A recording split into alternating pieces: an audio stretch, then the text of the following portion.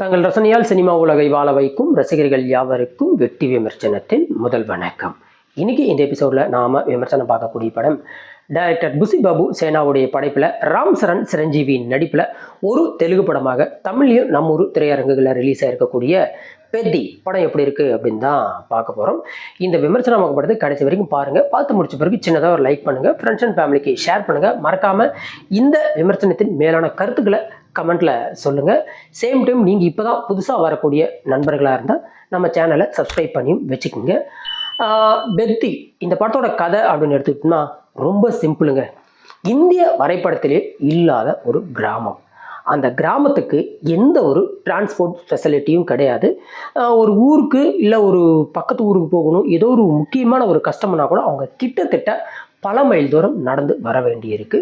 So அரசாங்கத்துக்கு அவங்க கிட்டத்தட்ட 30 வருஷமா எத்தனையோ மனுக்கள் போடுறாங்க, எவ்வளவையோ போராட்டம் பண்ணுறாங்க. ஆனால் எதையும் அரசாங்கம் செவிசாய்க்காமல் இருக்குது. ஸோ இதுக்கப்புறம் இங்கே இருக்கக்கூடிய நம்ம கதாநாயகன் பெத்தி இந்த கிராமத்துக்குன்னு ஒரு அடையாளத்தை உருவாக்கணும். ஸோ அதுக்கு முன்னாடி நமக்குன்னு ஒரு ஐடென்டிஃபிகேஷனை உருவாக்கணும். ஸோ இந்த ஐடென்டிஃபிகேஷனை வச்சு இந்த கிராமத்துக்கு இருக்கக்கூடிய இந்த பிரச்சனையை தீர்க்கணும் அப்படின்னு கதாநாயகன் நினைக்கிறாரு.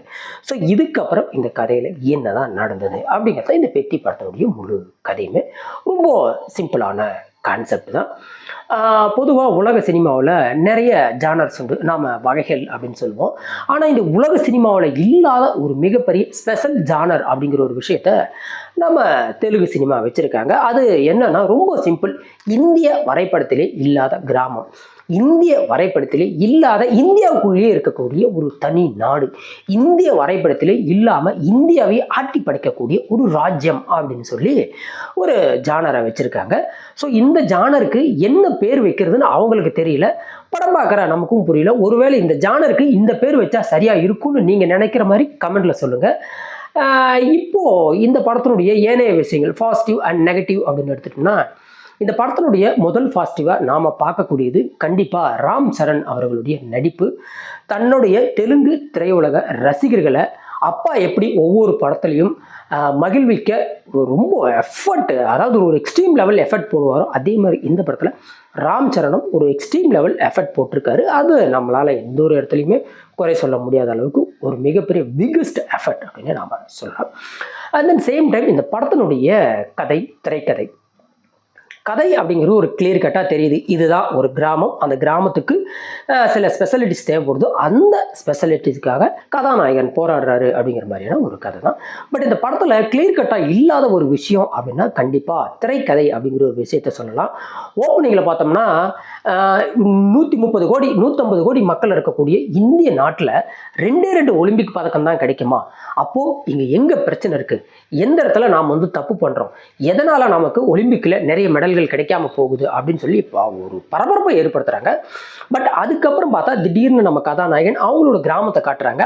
அந்த ஓப்பனிங்கில் காட்டக்கூடிய அந்த பரபரப்பை அப்படியே முடிஞ்சிருது. அதுக்கப்புறம் இந்த கதைக்கு வருது. இந்த கதை இன்னொரு கதைக்குள்ளே போகுது. இன்னும் சுருக்கமாக சொல்லப்போனால் கதைக்குள்ள கதை அப்படிங்கிற மாதிரி இந்த கதை நிறைய பரிமாணங்களை எடுக்குது. அதாவது திரைக்கதை ரீதியாக அந்த பரிமாணங்கள் கடைசியாக எங்கே போய் நிற்குது, அது என்ன சொல்ல வருது அப்படிங்கிறது ஒரு தடவை தலையை சுற்றி மூக்க தொட்டா பரவாயில்ல, பல தடவை தலையை சுற்றி மூக்கு தொடுற மாதிரி தான் இந்த படத்தினுடைய ஸ்க்ரீன் பிளே. ஓவரால் ஒரு கிளியர் கட்டே இல்லாத ஒரு கன்ஃபியூஸ்டு ஸ்க்ரீன் பிளே அப்படின்னு சொல்லலாம். இன்னொரு பக்கம் ஒரு யூனிக்கான ஒரு கேரக்டர் என்னால் இந்த படத்தில் பார்க்க முடிஞ்சது. அது நம்ம ஜெகபதி பாபு. அவர் தமிழ் சினிமாவில் தான் அவர் கார்பரேட் வில்லனாக ஒரு மாதிரி ரொம்ப டல்லாக காட்டுவாங்க, மொக்கையாக்கி போடுறாங்க. பட் இந்த படத்தில் ஒரு சின்ன ரோல், அந்த ரோல் ஒட்டுமொத்த படத்திலுமே அவரை மட்டும் நம்ம திரும்பி பார்க்கக்கூடிய அளவுக்கு ரொம்ப யூனிக்காக வடிவமைக்கப்பட்டிருந்தது. அவரோட நடிப்பும் சூப்பராக இருந்தது, இதை நம்மளால் சொல்ல முடியாது. அதே மாதிரி வில்லன் கதாபாத்திரம் அப்படிங்கிறது படத்தில் எந்த இடத்துலையுமே பெருசாக கிளியர் கட்டாக இல்லை. அதை விட இந்த படத்தில் கதாநாயகன் யார் அப்படிங்கிறதே அவங்களுக்கும் தெரியல, படம் பார்க்குற நமக்கும் புரியல அப்படின்னு தான் சொல்லணும். ஒரு பக்கம் கதாநாயகன் பிக்கஸ்ட் கிரிக்கெட் பிளேயருன்றாங்க, இன்னொரு பக்கம் கட்டா குஸ்தி வேற அப்படின்றாங்க, இன்னொரு பக்கம் பார்க்க போனால் இவர் ஒரு ஸ்ப்ளெண்டர் அப்படின்றாங்க, இன்னொரு பக்கம் வாரியர் அப்படின்றாங்க. கிட்டத்தட்ட 4 பரிமாணங்களில் ஒரே படத்தில் கதாநாயகன் எடுக்கிறாரு. அது நமக்கு பெருசாக காண்டை ஏற்படுத்துது அப்படின்னே சொல்லலாம். அதேமாதிரி படத்தில் வரக்கூடிய சண்டை காட்சிகள் எல்லாம் ஒவ்வொன்றும் ஹேட்ஸ்அப், சும்மா கலக்கி எடுத்துட்டாங்க. நிறைய இடத்துல நல்லா சூப்பராக பண்ணியிருக்காங்க. அதே மாதிரி படத்தில் டெக்னிக்கல் சப்போர்ட், ஒரு பக்கம் மியூசிக், இன்னொரு பக்கம் சினிமாட்டோகிராஃபி அண்ட் இன்னொரு பக்கம் ஸ்டண்ட் டீம்னு சொல்லி நல்லா ஒரு டெக்னிக்கலாக ஒரு சவுண்ட் குட் மூவியாக தான் இதை நம்மளால் பார்க்க முடிஞ்சுது. But story, screen play, concept வைஸாக இது ஒரு குப்பை தான். என்னை பொறுத்த வரைக்கும் பெருசாக எதுவும் இல்லை. பட் தெலுங்கு ரசிகர்களை 100% திருப்திப்படுத்தக்கூடிய ஒரு தியேட்டரிக்கல் மெட்டீரியல். அதர் தென் மற்ற லாங்குவேஜில் இருக்கக்கூடிய ரசிகர்களுக்கு இது ஒரு என்டர்டெயின்மெண்ட்டாக இருக்குமா அப்படின்னு கேட்டோம்னா கிட்டத்தட்ட ஒரு 50% இருக்கும். மீதி 50% மண்டை காய்ச்சல். ஏன்னா படத்தோடைய டியூரேஷன் வந்து கிட்டத்தட்ட இந்த படம் 3 மணி நேரம்னா ஒரு 4 மணி நேரம் ஓடுற மாதிரி ஒரு ஃபீலிங். அந்த மாதிரி நிறைய இடத்துல ஜவ்வாக இழுத்துடுறாங்க. அதுதான் இந்த படத்தோட மிகப்பெரிய பிரச்சனை. அதெல்லாம் கொஞ்சம் கட் பண்ணி கொஞ்சம் கிளியர் கட்டாக ஒரு சில விஷயங்களை கொடுத்துருந்தா இந்த படம் இன்னும் நல்லா இருக்குங்கிறது என்னுடைய கருத்து. ஒருவேளை இந்த விமர்சனத்துக்கு அப்புறம் நீங்கள் இந்த படத்தை போய் பார்த்தீங்கன்னா அந்த படம் எப்படி இருந்தது அப்படிங்கிற தங்களின் மேலான கருத்துக்களை கமெண்ட்டில் சொல்லுங்கள். மறக்காமல் நம்ம சேனலை சப்ஸ்கிரைப் பண்ணி எந்த வீடியோக்கு ஒரு லைக் பண்ணி ஃப்ரெண்ட்ஸ் அண்ட் ஃபேமிலிக்கு ஷேர் பண்ணி நமக்கு சப்போர்ட் பண்ணுங்கள். மற்றும் ஒரு சிறந்த விமர்சனத்துடன் தங்களை சந்திக்கும் வரை தங்களிடமிருந்து நன்றி கூறி விடைபெறுவது வெற்றி விமர்சனம் வெல்க.